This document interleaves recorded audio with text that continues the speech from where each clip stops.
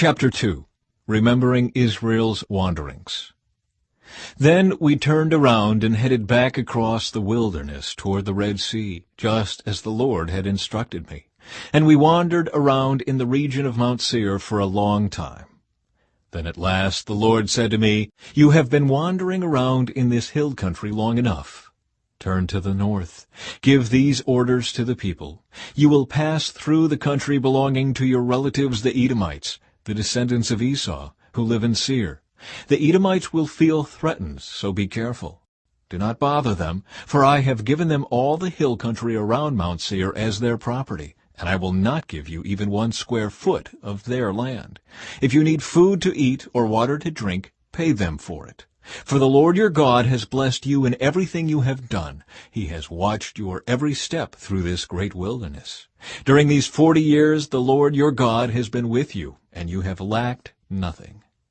So we bypassed the territory of our relatives, the descendants of Esau, who live in Seir. We avoided the road through the Arabah valley that comes up from Elath and Ezion-Geber. Then, as we turned north along the desert route through Moab, the Lord warned us, "Do not bother the Moabites, the descendants of Lot, or start a war with them. I have given them Ar as their property, and I will not give you any of their land." A race of giants called the Emites had once lived in the area of Ar. They were as strong and numerous and tall as the Anakites, another race of giants.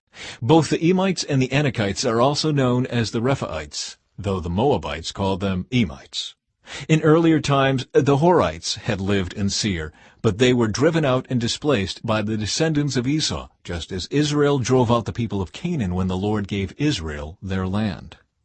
Moses continued, "Then the Lord said to us, 'Get moving, cross the Zered brook.' So we crossed the brook. 38 years passed from the time we first left Kadesh Barnea until we finally crossed the Zered brook. By then all the men old enough to fight in battle had died in the wilderness, as the Lord had vowed would happen.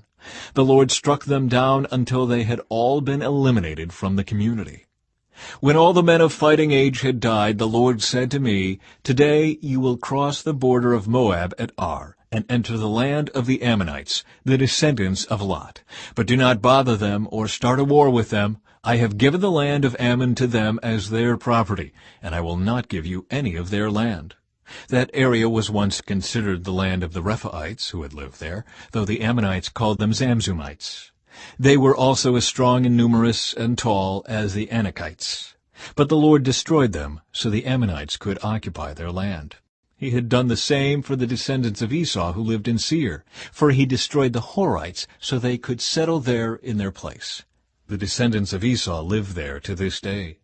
A similar thing happened when the Caphtorites from Crete invaded and destroyed the Avites, who had lived in villages in the area of Gaza. Moses continued, "Then the Lord said, 'Now get moving, cross the Arnon Gorge. Look, I will hand over to you Sihon the Amorite, king of Heshbon, and I will give you his land. Attack him and begin to occupy the land. Beginning today, I will make people throughout the earth terrified because of you. When they hear reports about you, they will tremble with dread and fear.'"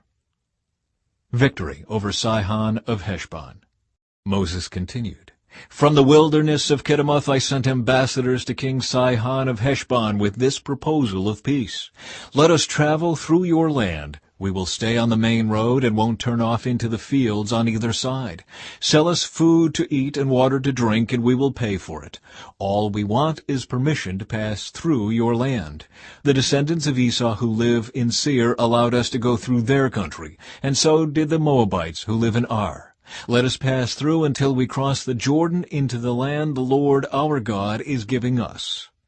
But King Sihon of Heshbon refused to allow us to pass through, because the Lord your God made Sihon stubborn and defiant, so he could help you defeat him, as he has now done.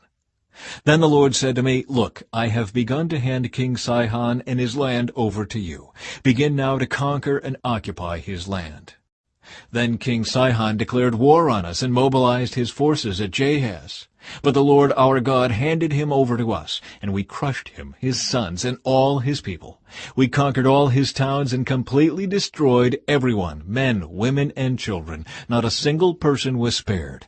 We took all the livestock as plunder for ourselves, along with anything of value from the towns we ransacked. The Lord our God also helped us conquer Aror on the edge of the Arnon Gorge, and the town in the gorge, and the whole area as far as Gilead. No town had walls too strong for us. However, we avoided the land of the Ammonites all along the Jabbok River and the towns in the hill country, all the places the Lord our God had commanded us to leave alone.